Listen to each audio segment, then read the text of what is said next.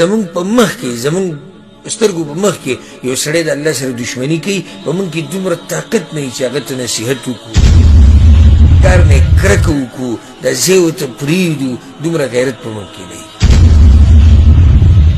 ټول به تباه شي او که ته راولګېدې د خپل مسلمان ورور لاس دې ونیو د غلط کار نه دې منع کړو او ښه کار دې ورته وښو نو هغه هم کامیاب شو ته هم کامیاب شو او چې هغه دې د غلط کار نه منع نه کړو د ښه کار دې ورته ونه وي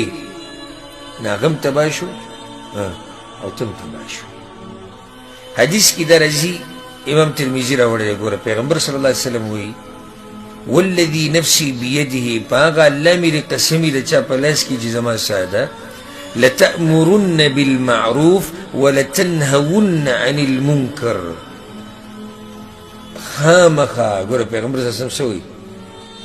خامخا لازم به تاسو د ښه کار امر کوئ د بد نه به منع کوئ او لیوشکن الله ان یبعث علیکم عقابا منه یعنې که داسې مو ونه کړو الله به د باندې عذاب راولي بیا به دعاګانې غواړئ او دعاګانې به هم نه قبلېږي نن سبا ډېر خلک دا شکایت زموږ خواله راوړي او تپوس کوي وایي دعاګانې هم نه قبلېږي د دعاګانو د نه قبلېدو د نن سبا دور کې یوه غټه وجه هغه دا ده چې موږ امر بالمعروف او نهي عن المنکر پرېښودی په مخ کې زموږ سترګو په مخ کې یو سړی د الله سره دشمني کوي په موږ کې دومره طاقت نه وي چې هغه ته نصیحت وکړو هغه منع کړو د دې کار نه د دې کار نه یې کرکه وکړو دا ځای ورته پرېږدو دومره غیرت په موږ کې نه وي ایمانی غیرت ختم شي هماسې ایمانی غیرت ختم شي یو سړی که ستا په مخ کې ستا د پلار بېعزتي کوي د هغه د احکاماتو د هغه د اوامرو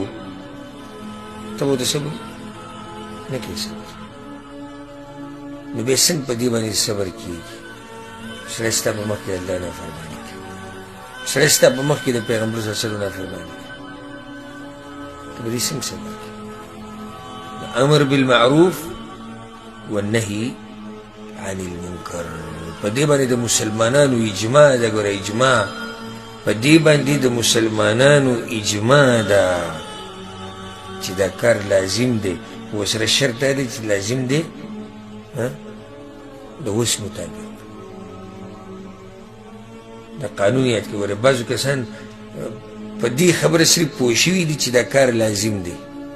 خو په دې ورسره نه دي پوه چې د وس مطابق اوس ته په لاره کې یو کس وینې سګرټ څکي او ولاړ شي سوټی په سره ولې دا ککرۍ ولې وګوري